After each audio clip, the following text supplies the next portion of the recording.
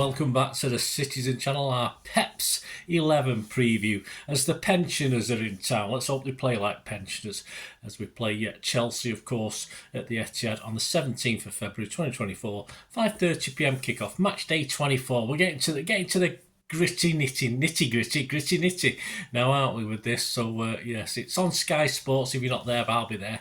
If you do spot me, come and say hello. So I'm going to have a look at how Poch's side are doing and try and predict a Peps 11, which probably would have been reasonably easier if we didn't pick a couple of knocks up last night, but we'll talk about that.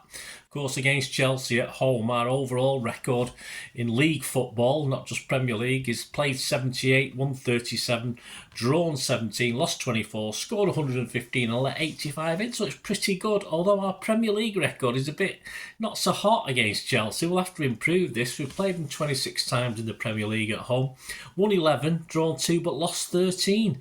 30 goals scored, 29 against, so we need to improve that. So half of our losses have been during the Premier League years, so not great, but we do overall have an okay record, if not fantastic. Please, if you are new to the channel, push that subscribe button, push the bell notifications, everything, City past, present, and as long as I can keep going. So join me, let us have your comments, let us have your Peps 11, let's have your thoughts on the game. It'd be great to hear them. I'll respond or give you a like. Excuse me, lose my voice now.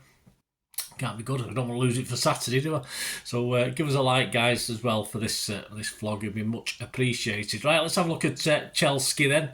Yes, can't call him Chelsea now, can we? Never mind. Poch finds himself under a little bit of pressure. They were 11th. They got a win, of course, recently against Crystal Palace, so they now languish 10th. Played 24, 34 points. Of course, European qualification is a long way off. Going to have to do something to get into even to the Mickey Mouse European tournaments, isn't there? So is there anything in the recent performance to suggest any great change? Probably not. I think the consistency is their inconsistency, if you like, although the win at Selhurst Park was welcome after 2 defeats, but they were awful in the first half, but managed to turn it round in the second, and of course 2 late goals won the game for them, but far from convincing, although hopefully that second half performance they'll play the first half performance against us for both halves. That'll do. The last 6 results in the Premier League: the 27th of December, they beat Palace at home 2-1. On the 30th of December, they beat Luton away 3-2. On the 13th of January, they beat Fulham at home 1-0. So all was well and good. But then, of course, they went to Liverpool and got stuffed 4-1 and lost at home to Wolves 4-2 as well. Although we've been beat by Wolves, so nothing wrong with that. And of course, on the 12th of Feb, they had that 3-1 win against Palace. The next 3 games is Brentford away, Chelsea at home to Newcastle, and Arsenal at home to Chelsea. So Chelsea have got a couple of away games, Brentford and Arsenal, quite tricky. And a game at home to Newcastle, who, again, a bit like Chelsea, inconsistent. And on the positive, they do remain the FA Cup with a winnable home tie against Leeds for the 5th round. And they play Liverpool, of course, in the Carabao Cup final 8 days after they play us. So Poch has said Chelsea fans don't love him yet. Oh, bless. And his wife even returned to Spain to spend Valentine's Day with the son. It's all going wrong for old Poch, isn't it?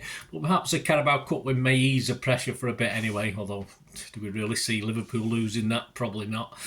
Can't complain about his misses, though. It still rankles that we allowed them to take a couple of points from us at the bridge. I mean, of course, I'm sure his missus has forgiven him, but anyway. I'm sure he got a card, that's for sure. So that 2 points at the bridge, of course, we dropped with the 4-4 draw. We're a better team than that now, of course. Chelsea probably are a better team than that as well now, but we should, with home advantage, take full advantage of this one.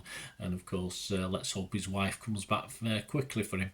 Their top players, all competitions. Palmer's scored 12 goals, doing very well, 7 assists. Nicholas Jackson, 9 goals, 2 assists. Raheem is plodding along, 7 goals, 5 assists, and Enzo Fernandez just 7 goals but no assists. Of course, Palmer and Sterling will no doubt be up for this, so let's not let them enjoy it too much, eh? But that will depend on us, won't it? That brings us to our boys. What does that squad against a dirty Copenhagen team tell us? Well, let's have a look at the squad. Ederson, Walker, Stones, Diaz, Aki, Rodri, De Bruyne, Bernardo, Foden, Grealish and Haaland on the bench. Any rested for the Chelsea game? Not particularly. Ortega, Carson, Doku, Alvarez, Akanji, Nunes, Bob, Wright, Sissoko and Lewis. There were question marks over Kovacic, of course, but he should be back in training. Pep informs us for Thursday and Friday. But on that basis, I would doubt he would start against Chelsea. He might make the bench. And Gvardiol, Pep has told us he'll be 2 or 3 weeks still, so he's definitely out. I don't worry too much about that, not with Nathan Ake knocking around. Of course, now no Grealish with a muscular injury. No date on that one yet. And possibly Bernardo, who took a big knock to his ankle, apparently. But Pep's a bit more confident about Bernardo, so I'll be brave and think he might be up for playing this one. Also, people like Foden was in the thick of it, of course, getting plenty of stick. He seemed okay. And KDB, of course, completed another full match, but had plenty of tension as well from the Copenhagen players. But I think both of these players need to start, are crucial for us to see Chelsea off in this game. Stones, well, hopefully no ill effects. He played a full game, enjoyed himself, so hopefully he'll be fine. On the bench, of course, Doku got a bit more time against Copenhagen than he thought he would, and he may be important now with Grealish's injury, more important to the side coming up. And of course, people like Alvarez and Akanji may see the services required if anyone is struggling a little bit. But of course, Lewis also seemed a little bit on the periphery at the moment, which is a great shame. But I quite like Walker playing right back when he's not marauding up front against Copenhagen. Well, a bit more of that, please, from Mr. Walker and Pep to do that. So yeah, interesting. As I said, Alvarez and Akanji might find themselves pushed out again. So here's my Pep 11 after, if all okay apart from the obvious ones after the Copenhagen game. This is what I'm thinking. This is our best 11. As I say, it could change. I think the defence isn't broken, so why try and fix it? As I say, they all come out. Ederson, Walker, Stones, Diaz, Ake and Rodri. Basically, that's your defence with Stones, of course, running in between the lines. So as I said, it's not broke, don't fix it. That seems set in stone for me. And the forward five now, without Grealish, Grealish in the side, you're talking Foden, KDB, Bernardo, Doku, of course, and Haaland. So I think Doku will get back into this on the basis. Could be Alvarez, but I think Pep will go for Doku just for his sheer abilities. So the team: Ederson, Walker, Stones, Diaz, Ake, Rodri, Foden, KDB, Bernardo, Doku and Haaland. So let me know what you think, guys. It's great to hear what your Pepsi 11 will be. And of course, that more or less is what I'm thinking. Sometimes I do Pepsi 11 trying to put his head on, but this is a combined one. I do feel that's the best team. I do feel that's the best team Pep will put out.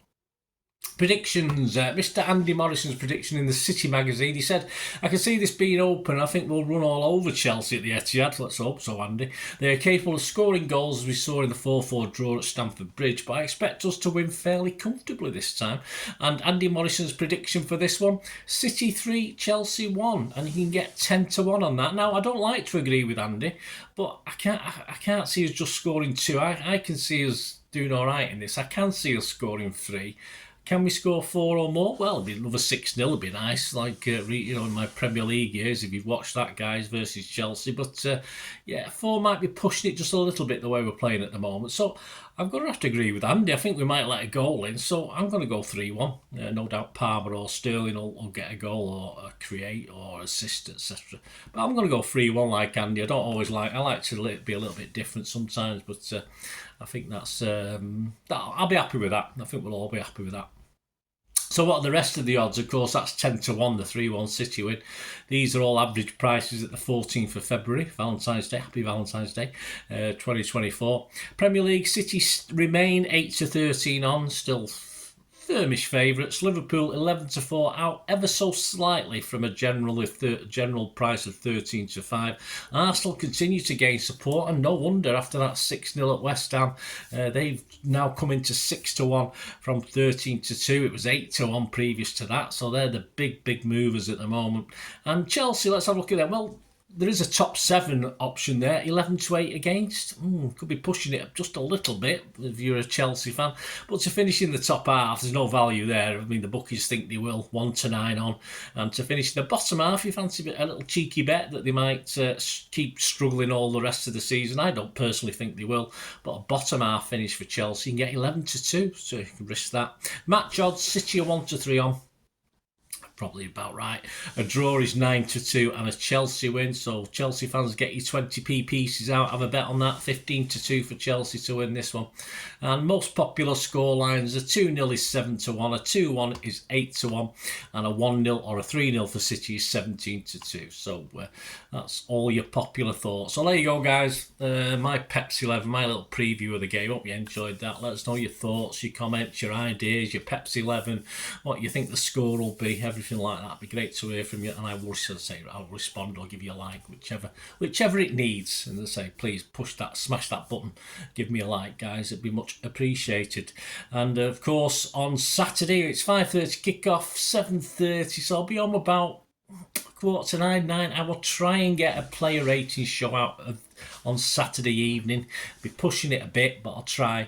And then, of course, I'll get the story of the game out, talking point show on Sunday. So either one will be out Saturday, and then the other Sunday, or I'll try and I will get both out by Sunday anyway. But keep those buttons pressed. You'll know what's happening. And then if you're having a late night like me, you might be able to take in the player rating show. And of course, very soon after that, on the Sunday, I'll also be putting out a preview of the upcoming Brentford game. The games come quick and fast, of course, now. So look out for that Pepsi 11 preview of the Brentford game, which is next Tuesday, isn't it? So join me for that. Thanks for watching, guys. Till we meet again. I only ever ask one thing. If you don't have, please stay safe, Blues. Come on, City. Bye for now.